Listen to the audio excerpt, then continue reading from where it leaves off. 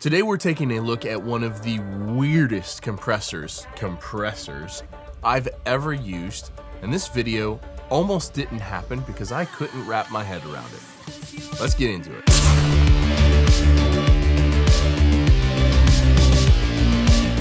Hey everyone, I'm Cole Caparoon. Thank you for stopping by for another video. Now, this compressor, this is the Eventide Omnipressor, and this is a reissue, a 50th anniversary reissue of the original Eventide Omnipressor, and they only made, I think they only made about 200 of these. They're super rare, and they go for $4,000 or $5,000 when they come up on the used market, which is not very often at all. So when my friends at Sweetwater sent me a message and asked if I would like to do a video on this reissue that just came out, I was like, yeah, it seems like a cool, quirky box. Let's check it out. Now, you guys have heard me talk about this on the channel. I get sent a piece of gear, I test it out. If I like it and I think it's good and I'm willing to put it on records, it gets a video. And if I don't like it and I'm not willing to put it on records, then it doesn't get a video and I send it back. And usually I can wrap my head around any sort of compressor in just 2 or 3 minutes. I can get an idea what the vibe is, what's the character, what things would I use this on, what is this good at, what is this less good at.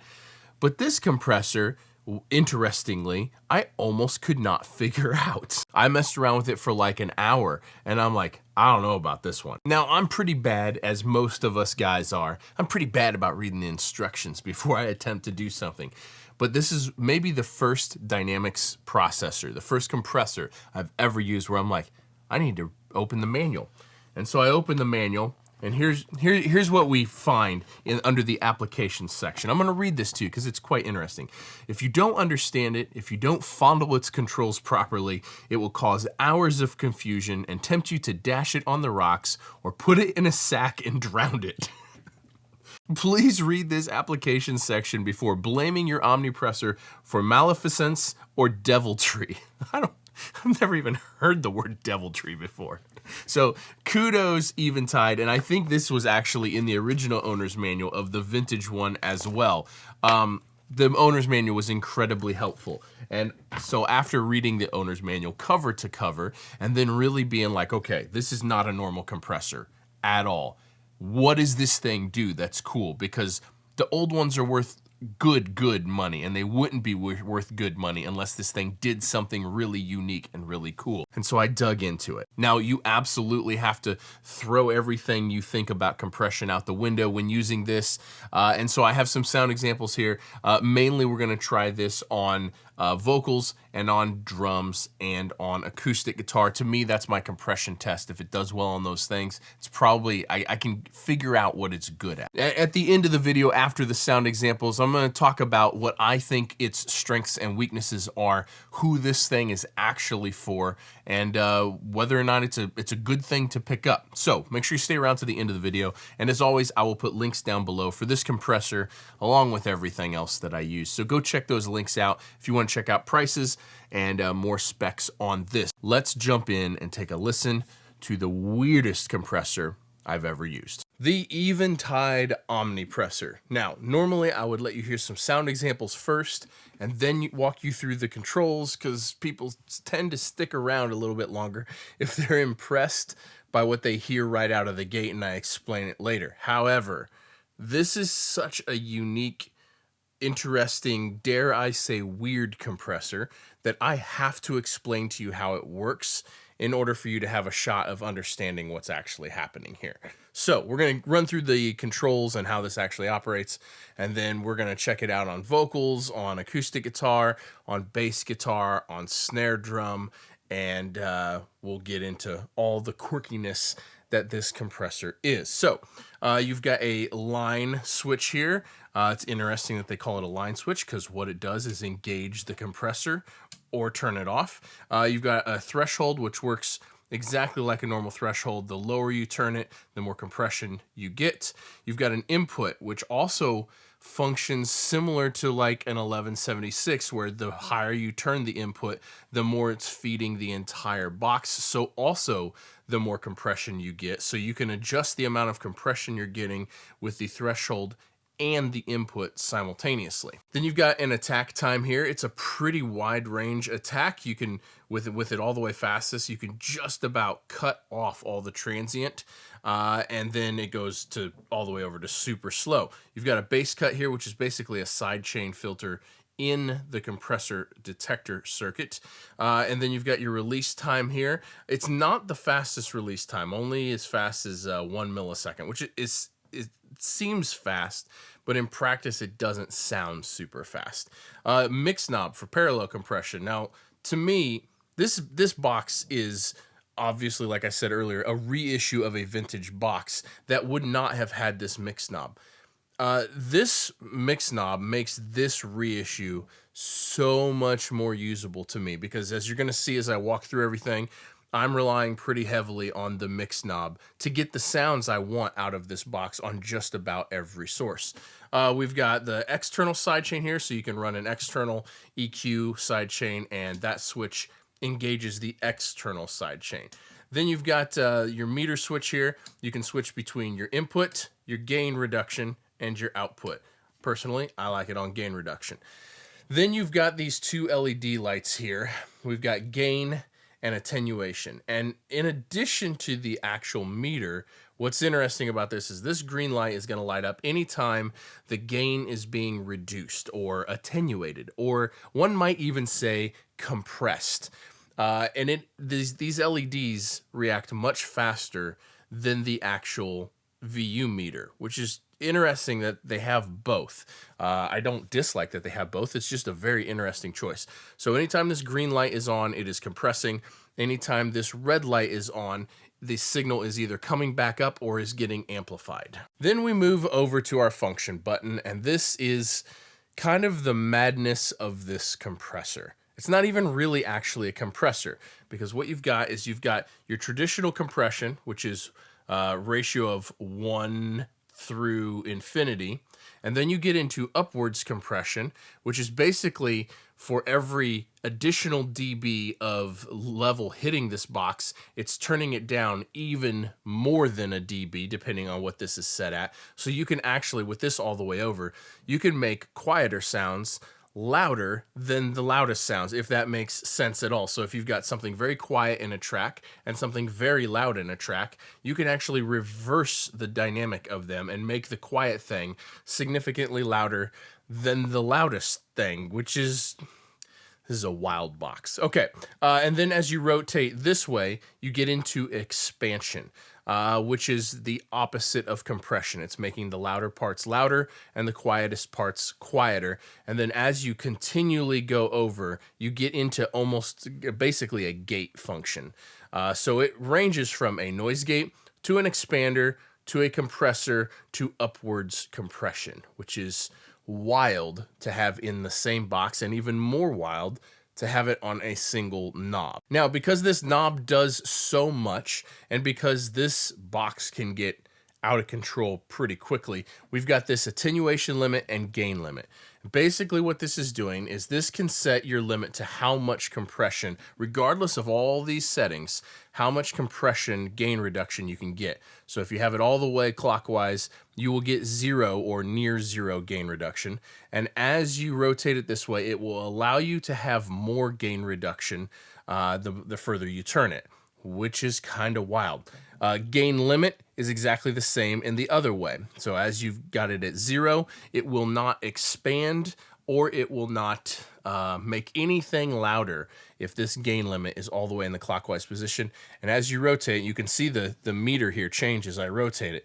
As you rotate it, you're setting the box up to allow for more and more expansion and allow to make things louder and louder, limited by this knob, which is wild.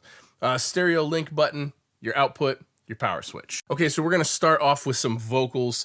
This song is a song that I'm producing by the name of an artist by the name of Brenna Bone. I will link her stuff down below. This song is not out. It's not even mixed. We're almost done with production. So this is a truly raw sounding song the way that it is now, with basically all the tracks just raw as they are recorded. We're gonna start with the gain limit off, and the attenuation limit on. And we're gonna start, I'm just gonna bypass this because this is one of the settings that I like for vocals for this box. Now the peaks of this vocal are basically the same. So what you're hearing is the difference that this box makes without changing the peak level. Here we go. I know that we both got past. I don't bring it up. You know not to ask about all those years of spinning the rough, grabbing anything that kind of felt like love. If I'd known that you were out there waiting to take me home, I'd take back the time I wasted putting myself through that hell, giving it all to someone. So you can hear how much more presence it adds to that lead vocal. Let me actually mute all the background vocals, so we're just listening to the lead vocal. Here we go. I know that we both got past. Now if we turn this mix all the way wet, and you know not to ask about you start hearing some dirt, hearing the compression. The rough, grabbing anything that Right about there. kind of felt like love. Man, does that sound good. If I'd known that you were out there waiting to take me home, I'd take back the time I wasted putting myself through that hell, giving it all to someone else. If I'd known you were coming to save me, baby, I would have saved myself. Okay, so that is what this box sounds like on vocals. This is what I have found to be the coolest setting for vocals, is near infinity compression, right about near infinity compression, with the mix, you know, somewhere about 3 o'clock, and the attack all the way fastest, which is not how I would normally compress a vocal, and the release time close to the fastest. On a vocal anyway, this release time, the box starts getting pretty dirty. Let you hear it. I know that Go all the way we wet here. both got past. Now you can hear I don't bring it up. how much dirt there You is. know not to ask about all those years of spinning And by there, the rough, it cleans up grabbing significantly. anything that kind of felt like love.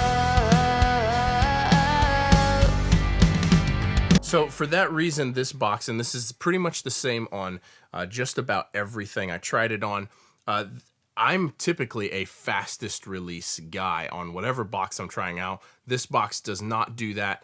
You definitely, if you don't want that distortion, you gotta pull it off just a little bit. Now I'm gonna play this and work with this this compression knob. We're gonna go into upwards compression here and let you hear that. We're gonna leave it all the way wet just so you can hear how drastic this gets. Here we go. I know that we both got past. And you know not to ask about all those years of spinning the rough, grabbing anything that kind of felt like love.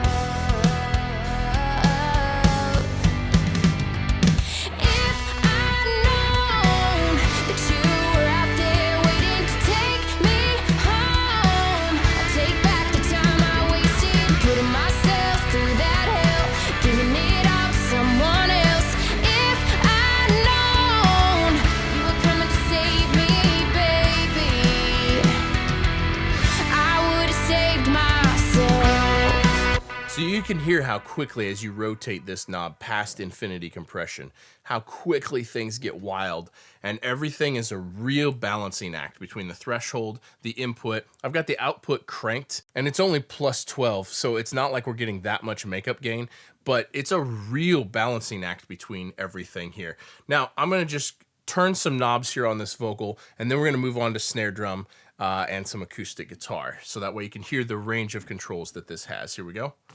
I know that we both got past. I don't bring it up, and you know not to ask about all those years of spinning the rough, grabbing anything that kind of felt like love.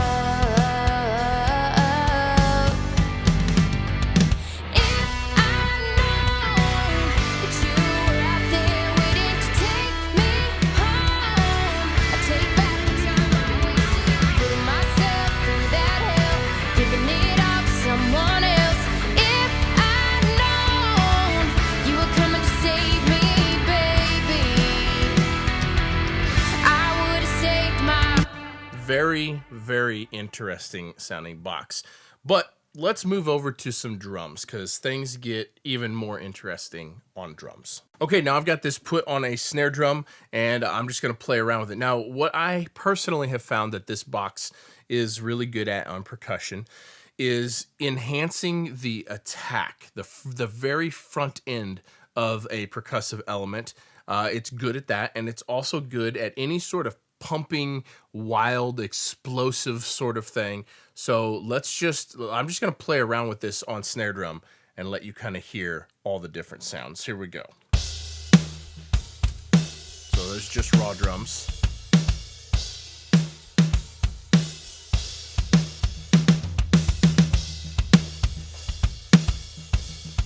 You can hear how that front end attack is so aggressive now.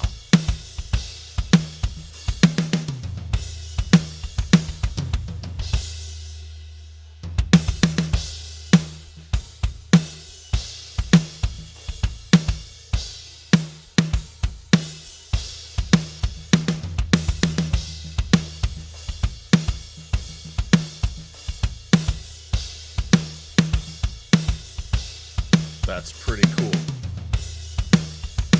Now, this mix knob again is kind of the sauce.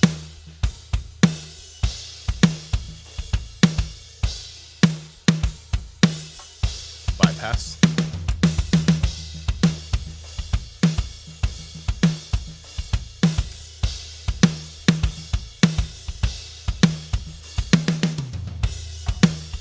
If we want to get more extreme with it,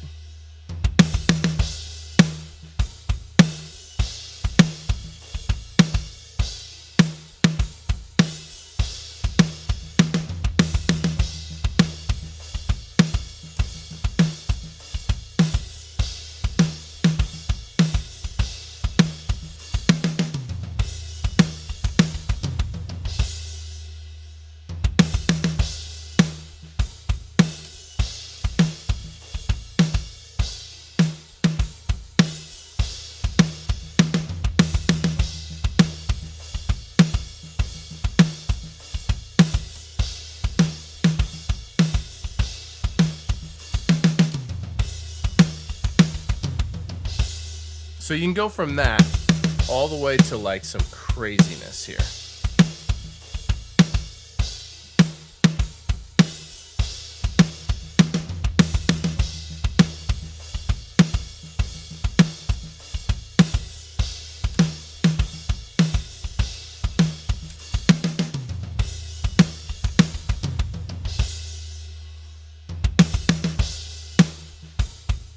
So you can really hear that pumping.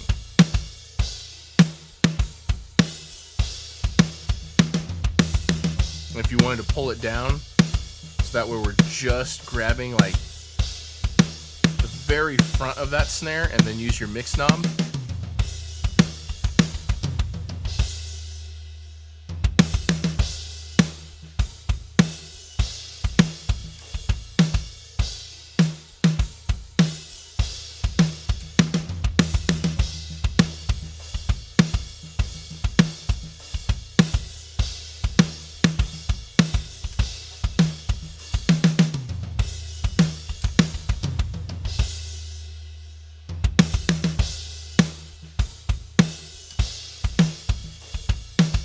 It does a different thing than other compressors for sure. Okay, so next up we're gonna take a look at this as a noise gate. And in addition to being a noise gate, how we can use this gate with the mix knob to enhance the attack on the snare drum or to just lessen the bleed. So I've soloed up the snare drum. This is just the actual snare mic. And just take a listen to this here. If we put it in.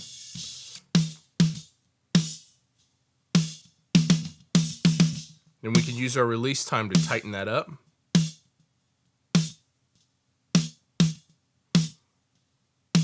Now we've got our attack on the fastest because we don't want to cut this transient off.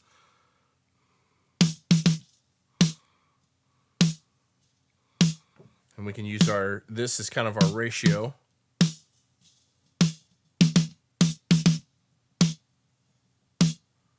Now if we start to blend in the mix, gotta turn this up.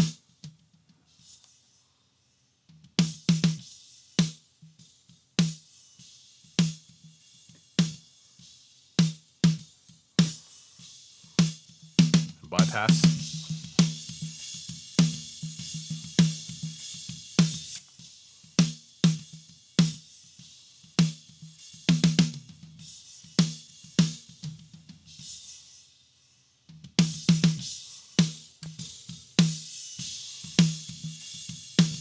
So you can also use this box like that as a full-on noise gate or as a blended thing to enhance the attack on something, which is unlike anything else I've ever used, that's for sure. Okay, next up we're gonna check out Acoustic Guitar. Now there's a couple things that I like about this, but one of the things that I like that this box does on Acoustic Guitar is just the ability to add like density to it. I really like this bass cut. Let's start with that off, actually.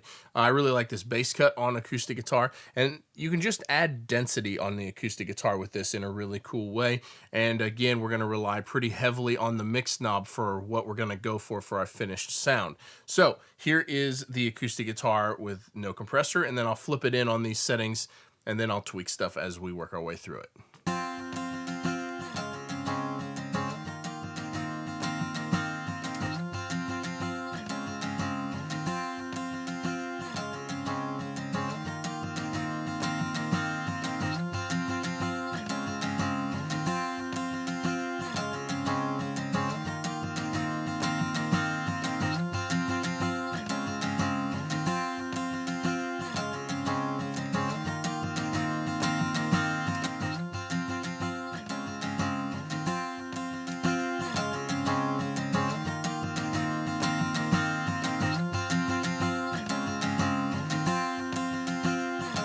And I like that you can use this attack to basically cut off everything after the pick stroke or let some of the other transient in.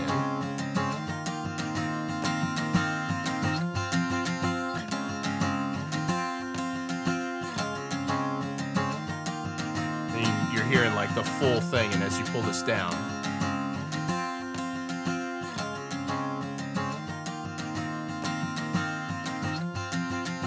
right about in there, we're starting to just get the pick strokes.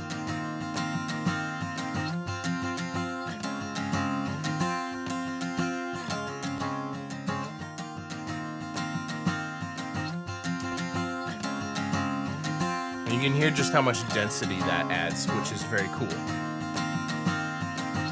Now we can get this going super crazy if we want, especially with the compression. So here, let's play around.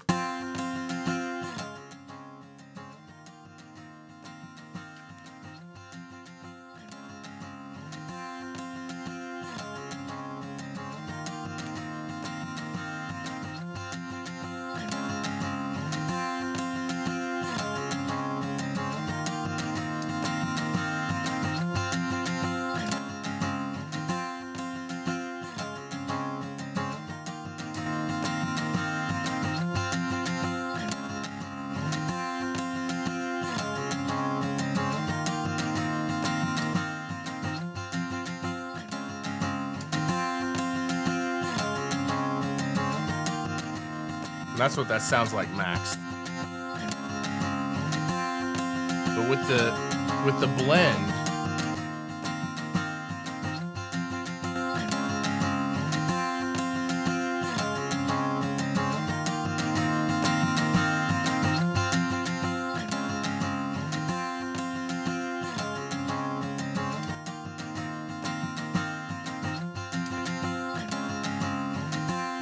that is pretty cool. Now, there is a plug-in version of this that some of you have probably used because it's been out for a few years. And I would probably suggest demoing the plug-in because the plug-in, in my opinion, compression plugins are just, they're not the same as the hardware yet. It's just not there yet. So if you find the plugin interesting and you like what it does, then you could probably expect, and I haven't spent much time with the plugin, but then you could probably expect somewhere between a 5 and a 10% better quality in the hardware box. So if you like the plugin, I'll put links to the plugin and to the hardware down below. But if you like the plugin, but you want to take it another step further, this hardware might be the ticket. So who buys this? Who is this for? Because this is not, I don't think this is your first compressor. This is not your first hardware box. If you've never owned a hardware compressor, unless you really love exactly what this thing does, this is usually I feel like this is a complementary compressor. This is a compressor that if you have a distressor or an 1176, if you have a couple of like the staples, then this is a really interesting, quirky box that is really unique sounding, and it does not sound like those other boxes at all, in my opinion. Also, if you want that super pumpy thing, and I hope I did a good job of showing it, but if you want that super pumpy thing where it can make the loudest sounds in a track quieter than the quietest sounds, you can reverse the dynamics of a track with this box. I don't really know of anything else that does it like that. Certainly not in the hardware world. Again, I think you should probably demo the plugin, and if you like the plugin, then you should consider the box, the hardware, because I'm a big fan of hardware compression, hardware dynamics in general, really, but hardware compression, it's just a different thing than the software. I have a hard time saying it's better, but it is a different thing, and I rely on it very heavily for my productions. Thank you guys for watching. I hope you enjoyed this video, and links below, and I'll see you in the next one. Peace.